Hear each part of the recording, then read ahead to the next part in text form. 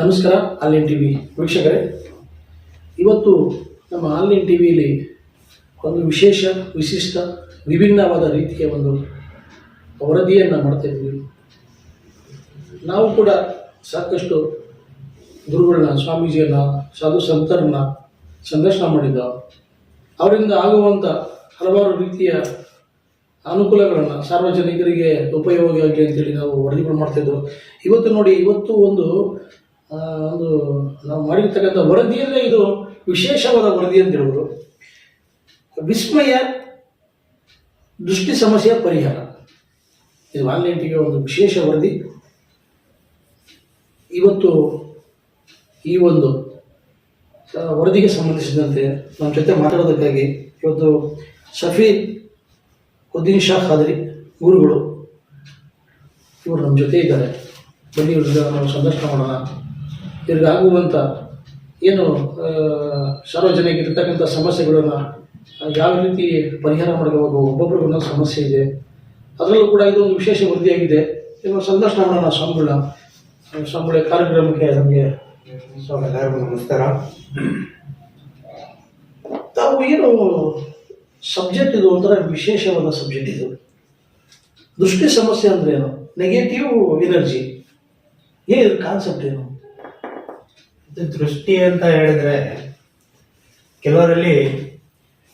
ಕೆಲವು ಮನುಷ್ಯರಿಗೆ ಆಗುವ ಕೆಟ್ಟ ದೃಷ್ಟಿ ಅಂತ ಹೇಳ್ತೀವಿ ನಾವು. ಕೆಟ್ಟ ದೃಷ್ಟಿ ಅಂತ ಹೇಳಿದ್ರೆ ಯಾರಿಗೋ ಏನೋ ಆಗೋದು, ಆಗದಲೇ ಇರೋದು, ನೋಡಿದ ತಕ್ಷಣನೇ ಹಾ ಅಂತ ಹೇಳೋದು. ಯಾರೋ ಒಬ್ಬ ಚೆನ್ನಾಗಿ ಬದುಕ್ತಾವನೆ, ಅವನಿಗೆ ಯಾವುದೋ ಒಂಥರ ಕಣ್ಣಿನ ನೋಡೋದು. ಇದು ದೃಷ್ಟಿಯಲ್ಲಿ 2 ಥರ ಇದೆ. ಒಳ್ಳೆ ಕೆಲಸ ಕಾರ್ಯ ಮಾಡಿಕೊಂಡು ಚೆನ್ನಾಗಿರ್ತಾರೆ, ಇದ್ದಿದ್ದಂಗೆನೆ ಕೆಲಸ ಕಾರ್ಯಗಳು ನಿಂತು ಹೋಗ್ತವೆ. ಇದ್ದಿದ್ದಂಗೆನೆ ಜ್ವರ ಬಂದ್ಬಿಡುತ್ತೆ, ಇದ್ದಿದ್ದಂಗೆನೆ ಹುಷಾರಿರಲ್ಲ, ಇದ್ದಿದ್ದಂಗೆನೆ ಮೈಯಲ್ಲಿ ಇಲ್ಲದೆಲ್ಲ ತೊಂದರೆಗಳು ಶುರು ಆಗ್ತವೆ, ಮನೆಯಲ್ಲಿ ಜಗಳಗಳು ಶುರು ಆಗ್ತವೆ. ಅದು ಇದಕ್ಕೆ ಏನ್ ಹೇಳ್ತಾರೆ ಅಂತ ಹೇಳಿದ್ರೆ ಕೆಟ್ಟ ದೃಷ್ಟಿ ಅಂತ ಹೇಳ್ತಾರೆ. ಈ ತರ ಸಮಸ್ಯೆಗಳಲ್ಲಿ ಬಹಳ ಜನ ಒದ್ದಾಡ್ತಾ ಇದ್ದಾರೆ. ಕೆಲವರು ಅಂದ್ಕೊಳ್ತಾರೆ ಇದು ಯಾರೋ ಮಾಟ ಮಂತ್ರ ಮಾಡಿಸ್ಬಿಟ್ಟವ್ರೆ, ಕೆಲವರು ಏನೇ ಮಾಡಿಸ್ಬಿಟ್ಟವ್ರೆ. ಇಲ್ಲ, ಇದು ಮಾಟ ಮಂತ್ರ ಬೇರೆ ಕಾನ್ಸೆಪ್ಟ್. ಇದು ಕೆಟ್ಟ ದೃಷ್ಟಿಯಿಂದ ಆಗುವ ಸಮಸ್ಯೆಗಳು ಬಹಳಷ್ಟು ಇದಾವೆ. ಅದಕ್ಕೆ ಮನುಷ್ಯ ಅರ್ಥ ಮಾಡ್ಕೊಳ್ತಾ ಇದ್ದ, ಇರೋ ಹಾಗೆ ಇರೋದಿಲ್ಲ, ಹುಷಾರಿರಲ್ಲ, ಆಸ್ಪತ್ರೆಗೆ ಹೋಗ್ತಾರೆ, ಸ್ಕ್ಯಾನಿಂಗ್ ಮಾಡಿಸಿ, ಇದ್ ಮಾಡಿಸಿ ಹೊಟ್ಟೆ ನೋವು, ಯಾವಾಗ ಹೊಟ್ಟೆ ನೋವು, ತಲೆನೋವು, ಮೈಲೇನೋವು ಈ ತರ ಬರ್ತಾ ಇರ್ತವೆ. ಅದು ಸ್ಕ್ಯಾನಿಂಗ್ ಮಾಡಿಸ್ತಾರೆ, ಬ್ಲಡ್ ಚೆಕ್ ಮಾಡ್ತಾರೆ, ಅದೇನೋ ಮಾಡ್ತಾರೆ, ಎಲ್ಲ ಮಾಡ್ತಾರೆ, ಆದ್ರೂ ಎಲ್ಲ ನಾರ್ಮಲ್ ಇರುತ್ತೆ. ಆಗ ಮನುಷ್ಯ ಸುಧಾರಿಸ್ಕೊಡಲ್ಲ. ಹೌದು, ಯಾಕಂದ್ರೆ ನಾವು ಕೂಡ ಈ ತರ ಸಾಕಷ್ಟು ಸಮಸ್ಯೆಗಳನ್ನ ನೋಡಿದೀವಿ. ಅವ್ರಿಗೆ ಜಗತ್ತಲ್ಲಿ ಇರ್ತಕ್ಕಂಥ ಸಮಸ್ಯೆ ಬರುತ್ತೆ. ಅಯ್ಯೋ ನನ್ಗೇನಪ್ಪ, ನನ್ ಕಾಲೇಜಲ್ಲಿ ನೋಡಿ ಹೇಳಿಸ್ತಾ ಇದ್ದೀನಿ, ಮುಗಿದ್ ನನ್ನ ಕತೆ, ಇನ್ನು ದೊಡ್ಡಕ್ಕಾಗಲ್ಲ, ನಾನು ಕುಸ್ತೋಗ್ಬಿಟ್ಟೆ ಅನ್ನೋಂಥವ್ರು ನಾವು ಕಂಡಾಗ ಸಾಕಷ್ಟು ಆಸ್ಪತ್ರೆಗಳು ಹೋಗ್ತಾರೆ. ಎಲ್ಲ ನಾರ್ಮಲ್ ಇದ್ರು ಕೂಡ ಏನಾದ್ರು ಒಂದು ಸಮಸ್ಯೆ ಕಾಡ್ತಾ ಇರ್ತದೆ. ಎಷ್ಟು ಗುರುಗಳು ನೀವು ಹೇಳಿದ್ ಕೇಳ್ತದ. ಇದು ಯಾಕಂತ ಹೇಳಿದ್ರೆ ಇದು ದೃಷ್ಟಿಯಿಂದ ಆಗುವ ಸಮಸ್ಯೆಗಳು. ನಾವೇನ್ ಮಾಡ್ತೀವಿ, ಯಾವಾಗ್ಲೋ ಒಂದ್ಸತಿ ಆಸ್ಪತ್ರೆಗೆ ಹೋಗ್ತೀವಿ, ಎಲ್ಲೆಲ್ಲೋ ಹೋಗ್ತಾ ಇರ್ತೀವಿ. ಆದ್ರೆ ಇಲ್ಲಿ ನಮ್ ಇದ್ರಲ್ಲಿ ಹೇಳ್ತಾರೆ ದವಾನು ಬೇಕು, ದುವಾನು ಬೇಕು ಅಂತ. ಔಷಧಿನೂ ಬೇಕು, ಔಷಧಿನೂ ಬೇಕು. ಗುರುಗಳೇ, ಮತ್ತೊಂದು ಈ ಮಾಟ ಮಂತ್ರ ತಂದ್ರ ಮತ್ತು ತಾವ್ ಹೇಳ್ದಂಗೆ ದೃಷ್ಟಿ ಸಮಸ್ಯೆಗೆ ಇರುವ ಮೂಲ ವ್ಯತ್ಯಾಸ ಏನು? ಇದು ದೃಷ್ಟಿಯಿಂದ ಆಗುವ ಸಮಸ್ಯೆ ಕೆಲವೊಂದಿದಾವೆ, 1-2 ಅಂತ ಹೇಳಕ್ಕಾಗಲ್ಲ. ಇದು ಹಿಂದೆ ಒಂದು ದೊಡ್ಡ ಕಾನ್ಸೆಪ್ಟೇ ಇದೆ. ಅದು ಕೆಲವರು ಏನ್ ಮಾಡ್ಕೊಂಡವ್ರೆ, ಅದಕ್ಕೆ ಒಂದು ಆಟ ಆಡ್ಕೊಂಡಂಗೆ ಮಾಡ್ಕೊಂಡಿದ್ದಾರೆ. ಯಾರು ಬಂದ್ರು ಏನೋ ತೊಂದರೆ ಹೇಳಿದ್ರು ಅವ್ರಿಗೆ ಹೇಳ್ತಾರೆ, ಯಾರೋ ಮಾಡಿಸ್ಬಿಟ್ಟಾರೆ, ಅದೇನೋ ಮಾಡಿಸ್ಬಿಟ್ಟಾರೆ, ನಿಮ್ಮೆ ಹಣ್ಣು ಮಾಡಿಸ್ಬಿಟ್ಟಾರೆ, ಅದೇನೋ ಮಾಡಿಸ್ಬಿಟ್ಟಾರೆ, ಏನೇನೆಲ್ಲ ಹೇಳ್ಬಿಟ್ಟು ಮೊದ್ಲೇ ಅವನಲ್ಲಿ ನೆಗೆಟಿವ್ ಎನರ್ಜಿ ಉತ್ಪತ್ತಿ ಆಗಿ ಅವನು ಸಾಯಿಸ್ಕೊಳ್ಳಲಾಗದಷ್ಟು ಸಮಸ್ಯೆಗಳಲ್ಲಿ ಸಿಕ್ಕಾಕೊಂಡಿರ್ತಾನೆ. ಸಮಸ್ಯೆ ಅವನಿಗೆ ಇದನ್ನ ಬೇರೆ ತರ ಹೇಳಿ ಅವ್ನು ಭಯ ಬಿಡಿಸೋದು, ಭಕ್ತವನ್ನ ಸಾಯಿಸ್ಬಿಡೋದು. ಅದು ಏನಂತ ಹೇಳಿದ್ರೆ ಯಾರೋ ಮಾಟ ಮಾಡಿಸ್ಬಿಟ್ಟವ್ರೆ, ಮಂತ್ರ ಮಾಡಿಸ್ಬಿಟ್ಟವ್ರೆ, ಅಂತದ್ ಮಾಡಿಸ್ಬಿಟ್ಟವ್ರೆ, ಇಂಥದ್ ಮಾಡಿಸ್ಬಿಟ್ಟವ್ರೆ, ಇವೆಲ್ಲ. ಇದು ಯಾವ ತರ ಆಗತ್ತಂತ ಹೇಳಿದ್ರೆ, ನಮ್ಮ ಮನಸ್ಸಿನಲ್ಲಿ ನಾವು ಎಲ್ಲಾರ ಬಗ್ಗೆ ಕೆಟ್ಟದ್ದು ಇಟ್ಕೊಂಡು ನಗ್ನಗ್ತಾ ಎಲ್ಲರ ಜೊತೆ ಮಾತಾಡ್ತಾ ಇರ್ತೀವಿ. ಇಂಥವ್ರು ಒಬ್ಬರ ಮೇಲೆ ಒಬ್ಬರು, ಯಾರೋ ಉದ್ಧಾರ ಆಗ್ಬಿಡ್ತಾನೆ, ಯಾರೋ ವ್ಯಾಪಾರ ಮಾಡ್ಬಿಟ್ಟವನೆ, ಯಾರೋ ಮನೆ ಕಟ್ಬಿಟ್ಟವನೆ, ಯಾರೋ ಕಾರ್ ತಗೊಂಡ್ಬಿಟ್ಟವನೆ, ಇಂಥವ್ರ ಮೇಲೆ ಇವರ ದೃಷ್ಟಿಗಳನ್ನು ಬಿದ್ದಾಗ ಅದು ಒಳಗಡೆಯಿಂದ ಉತ್ಪತ್ತಿ ಆಗುತ್ತೆ, ನೆಗೆಟಿವ್ ಎನರ್ಜಿ ಅಂತ ಹೇಳ್ತಾರೆ. ಆ ನೆಗೆಟಿವ್ ಭಯ. ಭಯ, ಒಂಥರ ಭಯ, ಮನೆಯಲ್ಲಿ ಕೂತ್ಕೊಳ್ಳೋಕಾಗಲ್ಲ, ಸಣ್ಣ ಪುಟ್ಟ ಮಾತಿಗೆಲ್ಲ ಜಗಳ, ಒಳ್ಳೆ ಕೆಲಸ ಕಾರ್ಯಕ್ಕೆ ಹೋಗ್ತಾ ಇರ್ತಾನೆ, ಪಟ್ಟಂತ ನಿಂತು. ಸ್ವಾಮೀಜಿ ನೀವು ಹೇಳೋದು ಒಪ್ಕೊಂತೀನಿ, ಇದು 100%. ನೀವು ಹೇಳಿದ್ದು ಇವತ್ತು ಸಮಾಜ ನಡೀತಕ್ಕಂಥದ್ದು. ಅಂದ್ರೆ ಈ ದೃಷ್ಟಿ ಸಮಸ್ಯೆಗೆ ಪರಿಹಾರ ಏನು? ಇದಕ್ಕೆ ಬೇಕಾದಷ್ಟು ಪರಿಹಾರಗಳಿದ್ದಾವೆ. ಆದ್ರೆ ಮನುಷ್ಯ ಏನ್ ಮಾಡ್ತಾ ಇದ್ದಾನೆ ಅಂತ ಹೇಳಿದ್ರೆ, ಆಸ್ಪತ್ರೆಗಳಿಗೆ ಹೋಗಿ ಎಷ್ಟೋ ದಿವಸ ಏನೋ ಒದ್ದಾಡ್ತಾ ಇರ್ತಾನೆ, ಏನೋ ಮಾಡ್ತಾ ಇರ್ತಾನೆ, ಹೆಂಗೋ ಮಾಡ್ತಾ ಇರ್ತಾನೆ. ಕೆಲವು ಕಡೆ ಬಂದು ಅದಕ್ಕೆ ಆಗದಷ್ಟು ಪರಿಹಾರ ಮಾಡಿಕೊಟ್ಟು ಅದಕ್ಕೆ ನೆಮ್ಮದಿಯಿಂದ ಒಂದು 8 ದಿವಸ, 9 ದಿವಸ, 11 ದಿವಸ, 21 ದಿವಸ ಈ ತರ ಒಂದು ಕಾನ್ಸೆಪ್ಟ್ ಇರ್ತದೆ. ಅದು ಔಷಧಗಳು ತಗೊಳ್ಳಿ, ಒಂದು ಕೋರ್ಸ್. ಹೌದು, ಅದು ಒಂದು ಕೋರ್ಸ್ ಇರುತ್ತೆ. 9 ದಿವಸದಿರತ್ತೆ, 11 ದಿವಸದಿರತ್ತೆ, 21 ದಿವಸದಿರತ್ತೆ. ಅವರವರ ಎನರ್ಜಿ ಯಾವ ತರ ಇದೆ ಅಂತ ಹೇಳ್ಬಿಟ್ಟು ನೋಡ್ಬಿಟ್ಟು ಚೆಕ್ ಮಾಡಿ ಅವ್ರಿಗೆ ಯಾವ ತರ ಟ್ರೀಟ್ಮೆಂಟ್ ಕೊಡ್ಬೇಕು ಅಂತ ಹೇಳ್ಬಿಟ್ಟು ಕೊಟ್ಟಾಗ ಅದನ್ನ ಒಂದ್ ಸ್ವಲ್ಪ ಸಾಯಿಸ್ಕೊಂಡು ಮಾಡ್ಕೊಂಡ್ರೆ ಅದು ತಾನಾಗಿ ತಾನೇ ಉತ್ಪತ್ತಿ ಆಗುತ್ತೆ. ಮನುಷ್ಯರನ್ನ ಸಾಯಿಸ್ಕೋಬೇಕು. ಅದು ಹೊರಗಡೆಯಿಂದ ಬರೋದ ಅಲ್ಲ. ನಾವು ನೆಗೆಟಿವ್ ಅಲ್ಲಿ ಸಿಕ್ಕಾಕೊಂಡಾಗ ನಾವು ನಮ್ಮಲ್ಲೇ ಒಂದು ನೆಗೆಟಿವ್ ಥಿಂಗ್ಸ್ ಅನ್ನು ಜಾಸ್ತಿ ಮಾಡಿ ಅದು ಇನ್ನೂ ಜಾಸ್ತಿ ಮಾಡ್ಕೊಂಡಿರ್ತೀವಿ. ಭಯ, ನಮಗೆ ನಾವೇ ಭಯ ಬೆಳೆಸುವಂಥದ್ದು.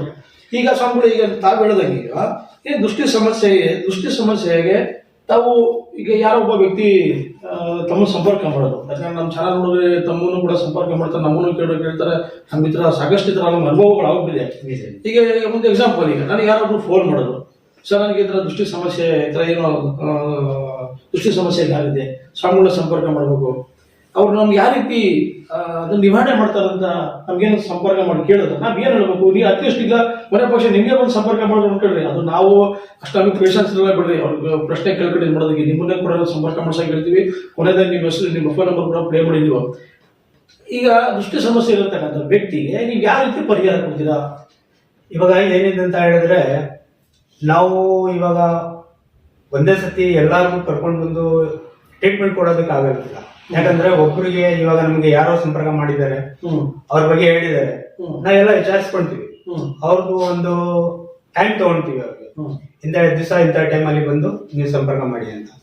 ಅವಾಗ ಅವ್ರು ಬಂದಾಗ ಅವ್ರಿಗೆ ಮುಂದೆಗಡೆಯಿಂದ ನೋಡಿ ಅವರ ಎನರ್ಜಿಯಲ್ಲಿ ಯಾವ ತರ ಉತ್ಪತ್ತಿ ಆಗಿ, ನೆಗೆಟಿವ್ ಎನರ್ಜಿ ಯಾವ ತರ ಉತ್ಪತ್ತಿ ಆಗಿದೆ, ಪಾಸಿಟಿವ್ ಎನರ್ಜಿ ಎಲ್ಲಿವರೆಗೂ ಇದೆ, ಏನ್ ಇವ್ರದ ತೊಂದರೆ ಏನಾಗಿದೆ ಇವ್ರಿಗೆ, ಇದು ಮೂಲ ಜಡ ಏನಿದೆ ಅಲ್ಲಿವರೆಗೂ ನೋಡ್ತೀವಿ ನಾವು.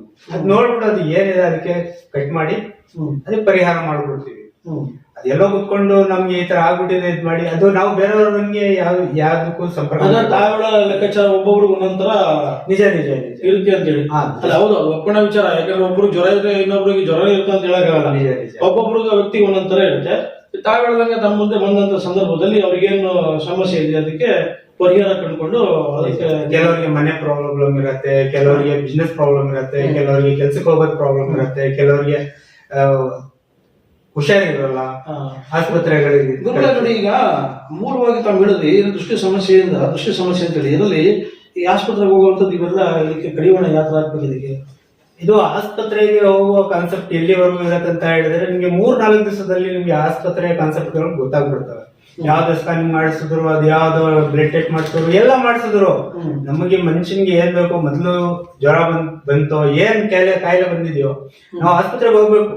ಮೊದಲನೇ ಮಾತು ಆಸ್ಪತ್ರೆಗೆ ಹೋಗ್ಬೇಕು. ಆದ್ರೆ ಆಸ್ಪತ್ರೆಗೆ ಹೋಗಿ ಎಲ್ಲಾ ಔಷಧಿಗಳನ್ನು ತಗೊಂಡು ಯಾವ್ದು ನಿವಾರಣೆ ಇಲ್ಲ ಅಂತ ಹೇಳಿದ್ರೆ ಅದಕ್ಕೆ ಒಂದ್ಸತಿ ಕಾಂಟ್ಯಾಕ್ಟ್ ಮಾಡ್ಲೇಬೇಕಾಗುತ್ತೆ. ಪ್ರಾರ್ಥನೆ ಬೇಕು ಅದಕ್ಕೆ, ಇಲ್ಲ ಪೂಜೆ ಮಾಡ್ಬೇಕು ಅದಕ್ಕೆ ಯಾವ ದಾರಿಯಲ್ಲಿ ಹೋದ್ರೆ ಕಾನ್ಸೆಪ್ಟ್ ಕರೆಕ್ಟ್ ಆಗಿ ಸಿಗತ್ತೋ ಅದರಿಂದ ಪರಿಹಾರ ಆಗ್ಬೇಕು. ಯಾವ ದಾರಿ ಹೋಗ್ಬೇಕು ನೀವು ಹುಡುಕ್ತೀರಾ? ಹೌದು. ಈಗ ಯಾರು ಪೇಷಂಟ್ ನಿಮ್ಮ ಹತ್ರ ಬಂದ್ರೆ ಅವ್ರಿಗೆ ಏನಾಗಿದೆ ನೋಡ್ಬಿಟ್ಟು ನೀವು ನಿಜ ನಿಜ ನಿಜ. ಆಮೇಲೆ ಏನು ಗುರುಗಳೇ, ಈ ದೃಷ್ಟಿ ಸಮಸ್ಯೆಯಿಂದ ಇವತ್ತು ನೋಡಿ ನೀವು ಬೆಳೆದಂಗೆ ಬಹುತೇಕವಾಗಿ ದೃಷ್ಟಿನೇ ಜಾಸ್ತಿ. ಇವತ್ತು ಸಮಾಜ ನಡೀತಿರ್ತಕ್ಕಂಥ ಸರ್ವ ಸಾಮಾನ್ಯ ಅಂತ ಬೆಳೆದಂಗೆ. ಈಗ ನಮ್ಮ ಮುಂದೆ ಯಾರೋ ಒಬ್ರು ಬದುಕ್ತಾ ಇರ್ತಾರೆ, ಚೆನ್ನಾಗಿದ್ದಂತವ್ರು ಎಲ್ಲ ಒಂದೇ ಸಣ್ಣನಾಗಿ ಕುಸಿದು ಬಿಡ್ತಾರೆ. ನಿಜ ನಿಜ ಕುಸಿತಾರೆ. ಅವ್ರಲ್ಲಿ ಆಮೇಲೆ ನೋಡಿ ಅವ್ರ ಮನ್ಸು ಕೂಡ ಗೊತ್ತಾಗ್ಬಿಡ್ತಾರೆ, ನಾನು ಹೆಂಗಿದ್ದೆ, ಯಾಕೆ ಹಿಂಗಾದ್ರೆ, ನನ್ಗೆ ಸಮಸ್ಯೆ ಆಗ್ತಿದೆ, ನನಗೆ ಸಮಸ್ಯೆ ಆಗ್ತದೆ, ನನ್ನ ಪರಿಹಾರ, ನನ್ನ ಬಿಸ್ನೆಸ್ ಆಗ್ತಿಲ್ಲ, ಮತ್ತೊಂದು ಮಗದೊಂದು ಅಂತೇಳಿ ಆ ದೃಷ್ಟಿ ಸಮಸ್ಯೆಯಿಂದ ಮನುಷ್ಯ ಮತ್ತಷ್ಟು ಕುಗ್ಗೋಗ್ಬಿಡ್ತಾನೆ. ಕೊನೆಯ ಪಕ್ಷ ಹಿಂಗಾರೆ ಅವ್ನ ಜೀವನ ಮುಗಿದು ಕೊನೆಯ ಅಧ್ಯಾಯ ಅನ್ನೋ ಲೆಕ್ಕಾಚಾರಕ್ಕೆ ಬಿಡ್ತಾನೆ. ನಿಜ ನಿಜ. ಇದಕ್ಕೆ ಯಾವ ರೀತಿಯ ಸಮಸ್ಯೆ ಇದಕ್ಕೆ ಕೊನೆಯದಾಗಿ? ಇದಕ್ಕೆ ಎಲ್ಲದಕ್ಕೂ ಒಂದು ಪರಿಹಾರ ಅನ್ನೋದು ಇದ್ದೇ ಇದೆ. ಈಗ ದೃಷ್ಟಿ ಅಂದ್ರೆ ಕೆಟ್ಟ ದೃಷ್ಟಿ ಮನುಷ್ಯನ ಮೇಲೆ ಬಿದ್ದಂತ ಸಂದರ್ಭದಲ್ಲಿ ಆತನಿಗೆ ಸಾಕಷ್ಟು ಬದಲಾವಣೆ ಆಗುತ್ತೆ ಅಂತ. ಆಗ ತಾನೇ ಗೊತ್ತಾಗುತ್ತೆ ಅವ್ನಿಗೆ. ಕೆಲವರಿಗೆ 1 ತಿಂಗಳಲ್ಲಿ ಗೊತ್ತಾಗುತ್ತೆ, ಕೆಲವರಿಗೆ ಒಂದು 3-4 ತಿಂಗಳಲ್ಲಿ ಗೊತ್ತಾಗುತ್ತೆ. ಕೆಲವ್ರು ಏನ್ ಮಾಡ್ಕೊಂಡಿರ್ತಾರೆ ಅಂತ ಹೇಳಿದ್ರೆ 3 ವರ್ಷ 4 ವರ್ಷ ಈ ತರ ಕಳೆದು ಅಷ್ಟೊತ್ತಿಗೆ ಏನದೆಲ್ಲ ಕರ್ಕೊಂಡು ಬರ್ಬೋದಾಗುತ್ತೆ ಪರಿಸ್ಥಿತಿ. ಯಾಕಂತ ಹೇಳಿದ್ರೆ ಎಲ್ಲಿ ಹೋದ್ರು ಅವ್ರಿಗೆ ಹೇಳ್ತಾರೆ 30,000 ಕೊಡು, 50,000 ಕೊಡು, 70,000 ಕೊಡು, ಅಲ್ಲ ಹೇಳ್ತಾ ಇರ್ತವೆ. ಇವತ್ತು ನೋಡಿ ಇದು ಒಂಥರ ಸಾಕಷ್ಟು ಬಿಸ್ನೆಸ್ ಆಗ್ಬಿಟ್ಟಿದೆ. ನಿಜ ನಿಜ ನಿಜ ನಿಜ. ನಾವು ನೋಡ್ತಾ ಇರ್ತೀವಲ್ಲ, ನಾವು ಎಷ್ಟು ವರದಿ ಮಾಡಿದೀವಿ. ಜನಗಳು ಏನ್ ಕಷ್ಟ ಅಂತ ಹೋಗೋ ಸಂದರ್ಭದಲ್ಲಿ ದುಡ್ಡಿಸ್ಕೊಂಡು ವಸೂಲಿ ಮಾಡಿ ಮತ್ತೊಂದು ಅವ್ರಿಗೆ ಕರೆಕ್ಟಾಗಿ ಪರಿಹಾರನೂ ಕೂಡ ಆಗಲ್ಲ. ಈ ಕಡೆ ದುಡ್ಡು ಕೂಡ ಆಗ್ಬೇಕಂದ್ರೆ ಈ ಕಡೆ ಸಮಯ ಕೂಡ ಅವ್ರಿಗೆ ವೇಸ್ಟ್ ಆಗುತ್ತೆ. ಕೊನೆಗೆ ಏನಾಗುತ್ತೆ ಅಂದ್ರೆ ಈ ತರ 4-5 ಜನರಿಗೆ ಹೋಗಿ ಬಂದ್ಬಿಟ್ರೆ ನನಗೆ ಸಾಕಪ್ಪ ಜೀವನ, ಭಗವಂತ ಏನ್ ಮಾಡ್ತಾನೋ ಅದನ್ನಾಗಲಿ ಅನ್ನೋದು ಕೂಡ ಮನಸ್ಥಿತಿ ಬರುತ್ತೆ. ಸಫೀರುದ್ದೀನ್ ಶಾ ಖಾದ್ರಿ ಗುರುಗಳು, ಇವರಿಗೆ ನಮ್ಮ ಆನ್ಲೈನ್ ಟಿವಿಯಿಂದ ಸರ್ ನಮಗೆ ನಮ್ಮ ಜೊತೆ ಬದರಿ, ಯಾಕಂದ್ರೆ ತಾವು ತಮ್ಮನ್ನ ಸಂಪರ್ಕ ಮಾಡೋದು ನಮಗೆ ದೊಡ್ಡ ಸಾಹಸ ಆಗ್ಬಿಟ್ಟಿದ್ದು. ಇಲ್ಲ ತಾವು ಸಾಕಷ್ಟು ಕಡೆ ಹೋಗಿದ್ದೀರ ಮಾಡಿದ್ರ ಅಂತೇಳಿ ನಾವು ಇಷ್ಟು ದಿವಸ ಕೂಡ ಕಾಯ್ತು ತಮ್ಮ ಸಂಪರ್ಕ ಮಾಡೋದು. ಏನೋ ತಮ್ಮಿಂದ ಜನಗಳಿಗೆ ಕಷ್ಟದಲ್ಲಿರ್ತಕ್ಕಂಥ ಜನಗಳಿಗೆ ಒಳ್ಳೇದಾಗಿದೆ ಅಂತ ನಾವು ಕೂಡ ಆಶಿಸ್ತೀವಿ. ಸರ್ ನಮ್ಮ ಸ್ಟುಡಿಯೋ ಬಂದು ತಾವು ಇಷ್ಟದಾಗ ನಮಗೆ ಸಾಕಷ್ಟು ವಿಚಾರ ತಿಳಿಸ್ಕೊಡ್ರಿ. ಧನ್ಯವಾದಗಳು ಸರ್. ಅಸ್ಸಲಾಮು ಅಲೈಕುಂ. ನಮಸ್ಕಾರ ಎಲ್ಲ.